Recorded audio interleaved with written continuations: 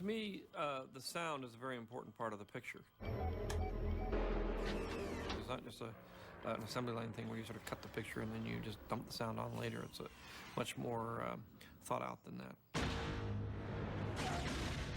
The sound effects in Star Wars are really what gives these fantastic visuals credibility. And we just take for granted that these machines, these weapons, these aliens, enjoying your stay, these places are all real.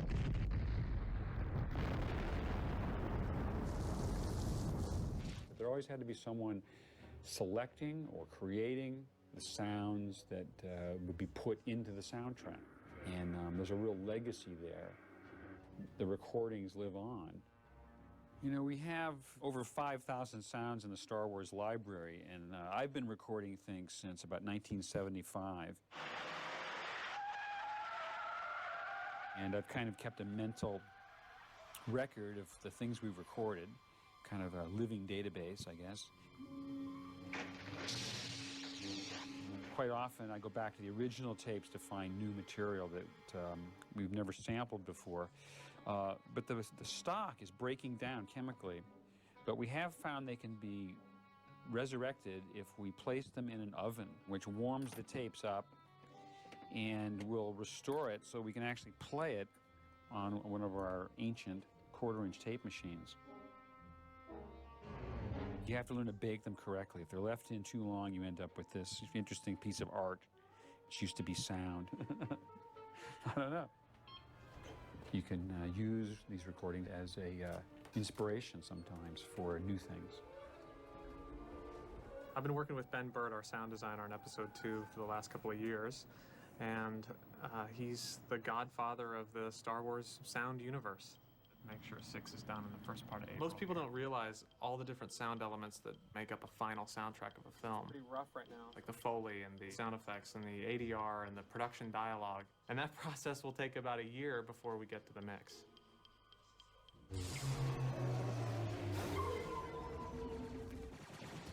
We're always on the alert for new sounds, and it's a 1942 gas air raid alert sign. It's disgusting. We collected a bunch of mechanical sirens, and that one was a real star. We took it and recorded it down in the parking garage so it really would echo. Now, we used this for the speeder's dive in the speeder chase. I love mechanical sounds, you know, things that are, especially old devices, things that aren't, you just can't find them anywhere. One of the sounds we gathered was the Vickers Vimy biplane, which Matt went out and recorded. The sound of that airplane ended up being used for the sound of the gunships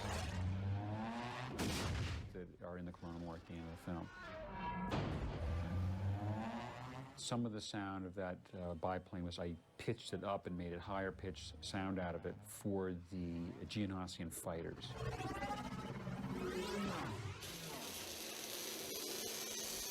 I'm the supervising sound editor. I provide him raw sound effects elements. The main thing when you're out recording is you're just going to look for something unique. Something you hear, you haven't heard it before, and you grab it and you can use it for, you know, anything.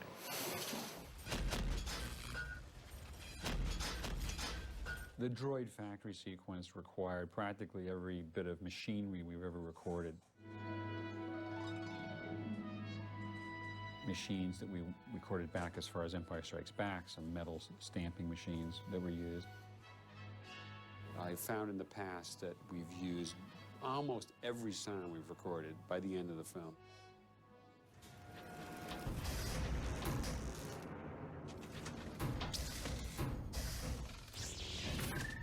All of those bits and pieces were brought into the sound design room and reworked to create new sounds out of them. I always wanted to blend the literal with the non-literal. Always, we've made machine sounds, stamping, cutting, banging, the things you might expect with these machines. But this is a foreign, alien world. What's to say it would sound like the Ford Motor Company? It should have some otherworldly quality to it. I'm constructing this mentally as I go, so it's sort of intensive. It's composition. idea of using percussion, musical sounds, intermixed with the actual organic sounds of the machinery. So it'll be a little bit of a surprise, have some kind of dramatic freshness to it, and to be just what the audience may expect going in. So we're just going to try it, and we can keep it separate, we can throw it away, we can use it. I just want to have follow through on this idea.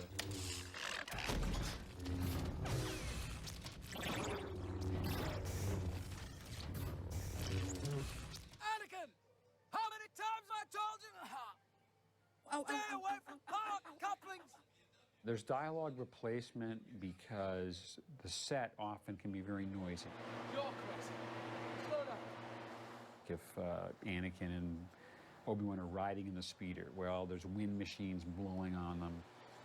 The track is just unusable. It's recorded, and then it uses a guide for the actors to come in and repeat their performances to get a clean and intelligible version of the dialogue. Has they all left to come to the ADR session yet?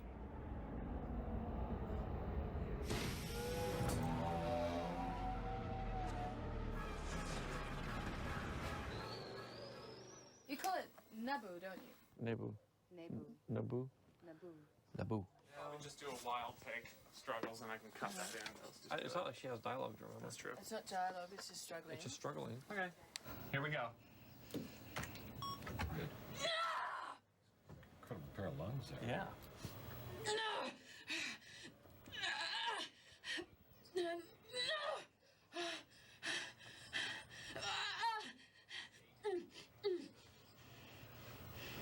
Beautiful. That was good. Let's do one more for safety, and Yep, and that was good. What sort of movie are we doing? exactly. An action picture. Here we go for take two.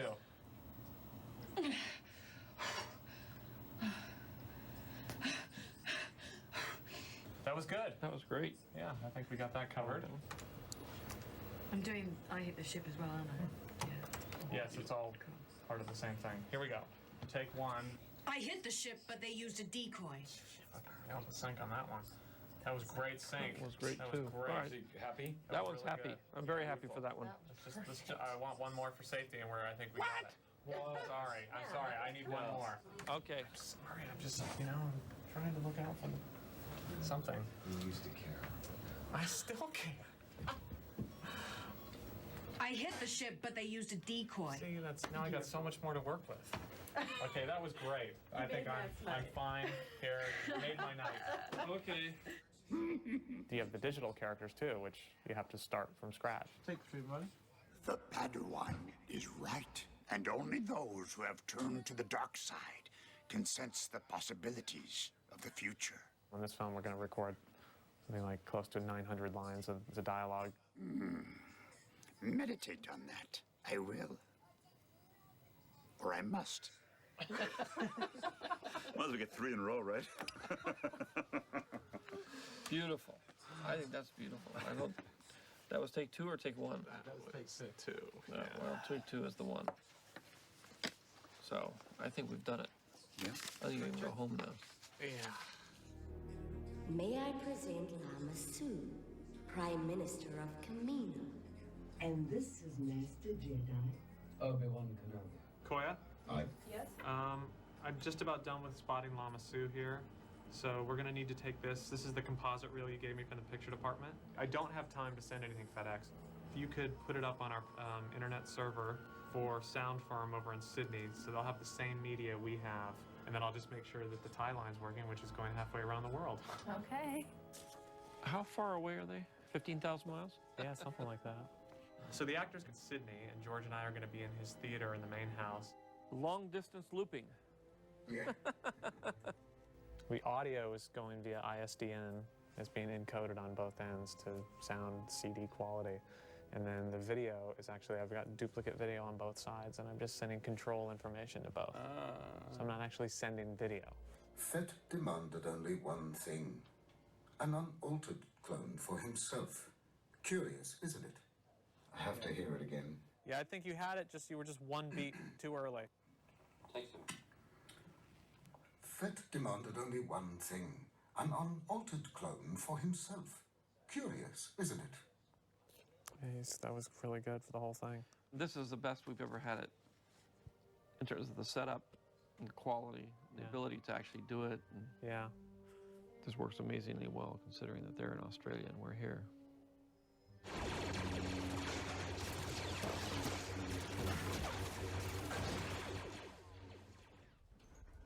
We tend to work with a smaller crew over a longer period of time compared to other feature films. We actually have a very small sound editing crew.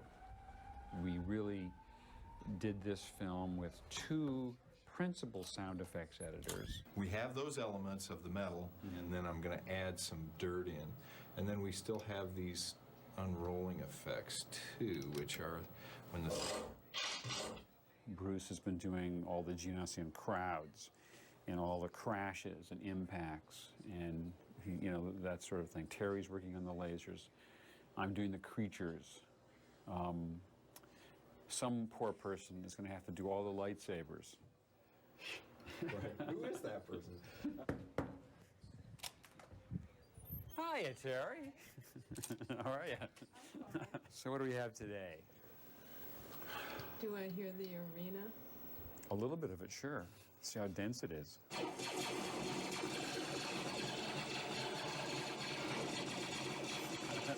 That's not enough lasers.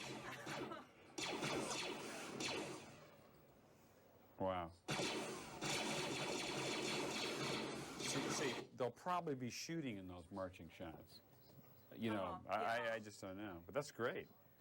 There'll be more lasers in this than ever before in any Star Wars movie. Density. I think so. Very good. So I'm off to my next round. Keep up the good work.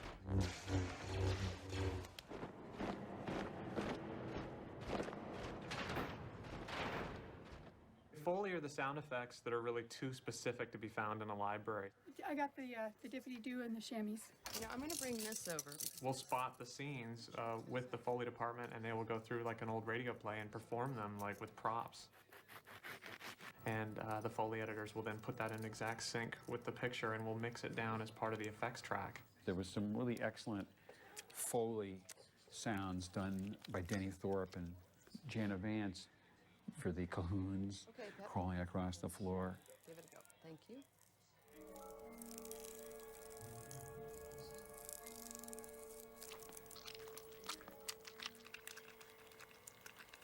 If it's asteroids exploding and, you know, rocket ships flying by, that wouldn't be us. We carry the reels that have a lot of people that are moving and walking and doing stuff. It just gives an added level of realism to the scene, especially if you're dealing with digital characters that have no sound whatsoever.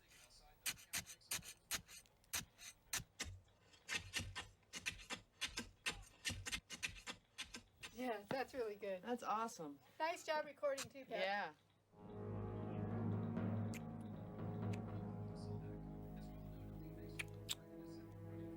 That one was not so good. Maybe let's make them like a little like parting, because there you can see that they're still together, and that they're going to come back together, and then we'll get another one. But we got to make it sound, you know, passionate. Okay, we're all set. Let's let her rip. Can't rip anymore. It's not film. Yeah, that's good. Ben, you're sweating. Is that an elbow kiss or a forearm kiss or? You have to kind of know what you're doing with your hand. Okay, I don't want to know. It was great. Yeah. You guys. All right. Let's go to the next thing.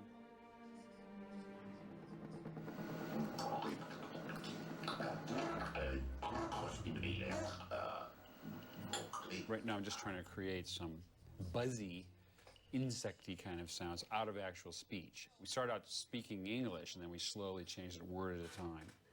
And then we started talking through the edge of a piece of paper, making a buzzy sound.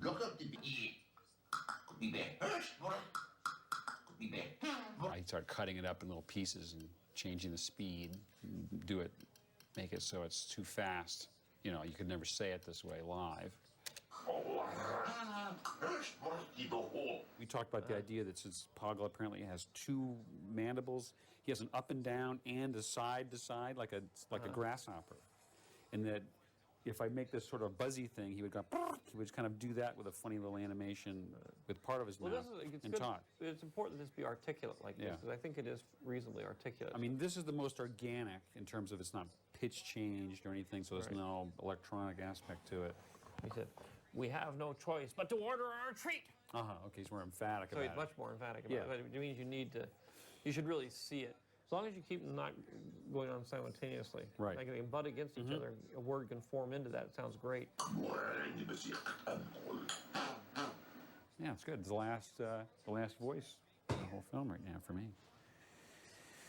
From here on in, it's just a giant mix.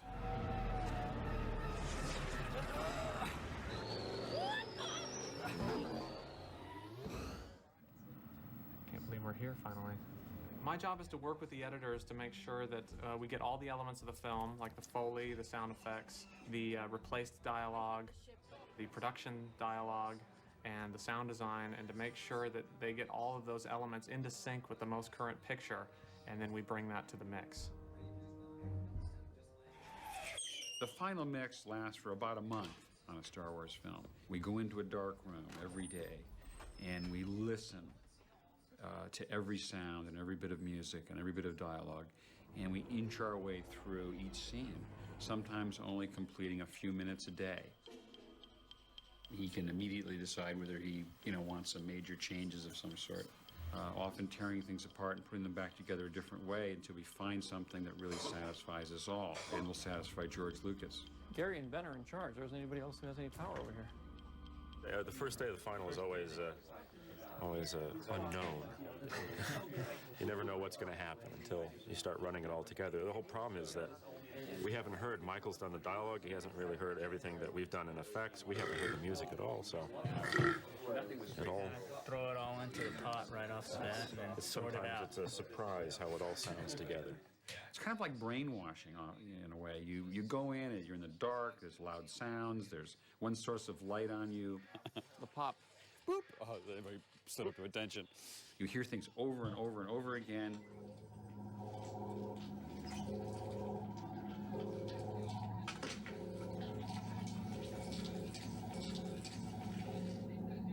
Now be careful with their little squeaky sounds, their little chirpy chipmunk sounds.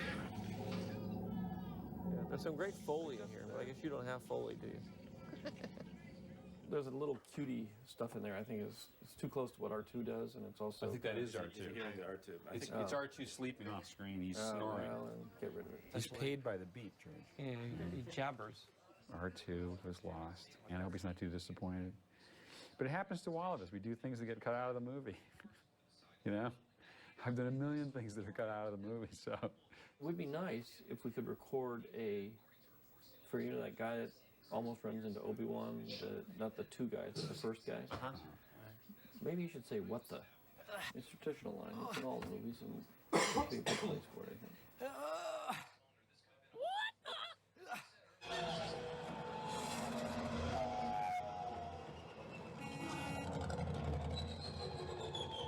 I love that horn. Oh, the beep beep. The tucker.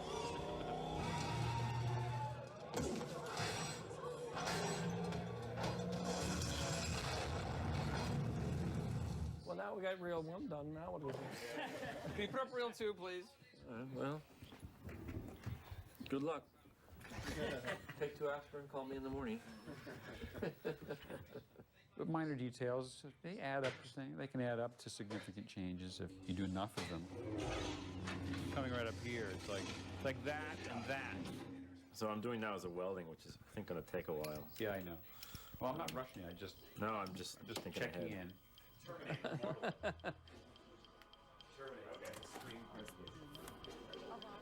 Good morning, Mr. Burt. Cookies. Who's got cookies? Okay. I guess we're on effects.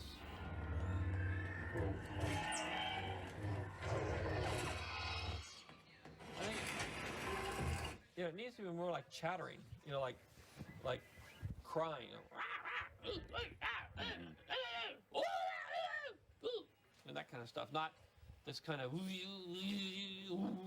Borrow that microphone for a second?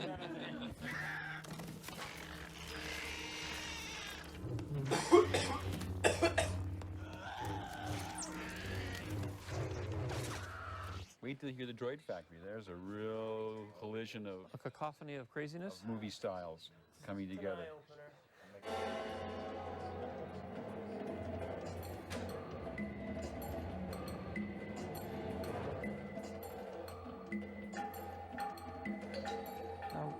What do you think about this? It's a tough one. I just don't think the percussion is strong enough to withstand what's going on in there.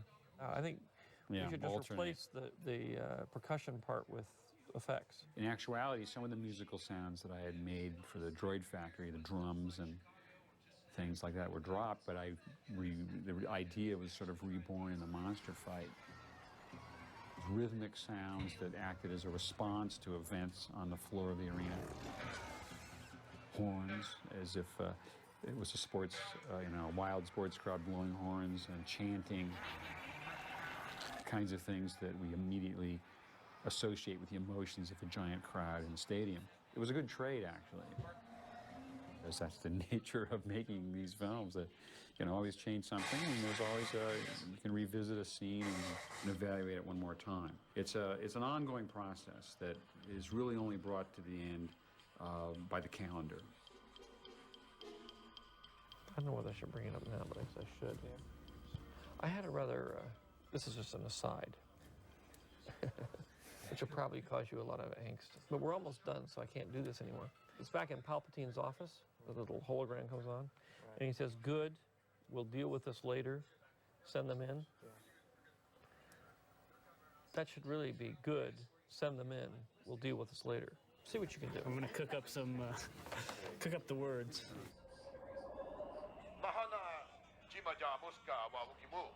Good. Send them in. We will discuss this matter later.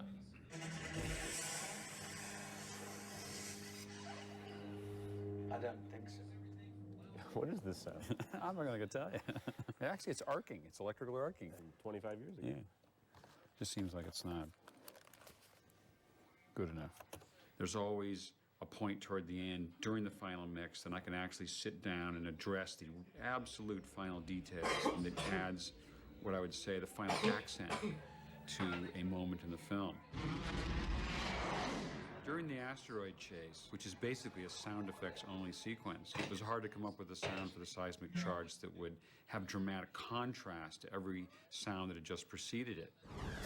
It didn't occur to me until we were in the final mix, struggling with this problem, that the best solution might be to have no sound.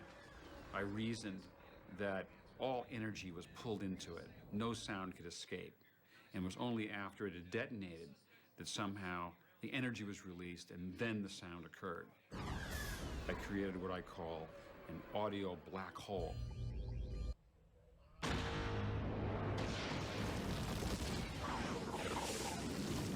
Certainly at this point, it's just going to be minor details that are changing. It will shape the reel all together as if it was final and then play it for him again, and he'll decide. That it basically creates a vast amount of havoc at this end if you make changes after the mix. Yes, it's a little complicated. It's inevitable, George. You've done it every time. Yeah, it's you know, what would it be without a sync change in 7? We wouldn't feel right. Every filmmaker feels that as long as there's time, A couple of shots. there's something they can do to improve the movie. New animation or something? Well, no, we made some changes on the Monaco one, and they hadn't gotten into the deluxe one because they were trying to go so fast. But I said, no, go back and make it right before you make the printing masters. You know, there's a reason why we improve a shot. Right. And then it's just traditional to work until someone just takes it away from you. You know, films are not released, they escape.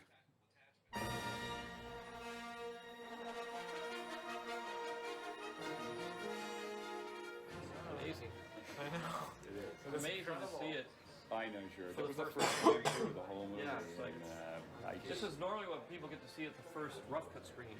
Yeah, I know. I can't look at it and just sort of think of all the hours. You know, just that we've lived with this for 2 years. Yeah. And it's a matter now of meeting or not meeting expectations. That's that whole factor you can't predict. Hey, we're beyond that now. We finished right. it. It's a movie. We're done. We did it. We did our part.